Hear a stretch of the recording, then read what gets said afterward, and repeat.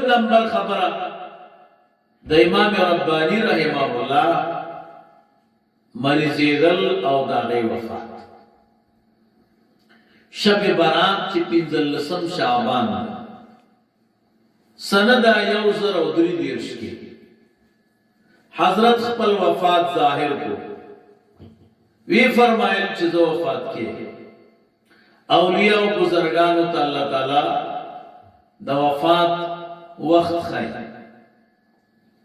دې کال کې وی فرمایل چې دې کال کې وای حتی چې حضرت د عید الاضحى وی اختر د ملنا فارغ دوسا هند کې یو مقام دې دولت سرا ورته وای دولت سرا ته تشریف راوړو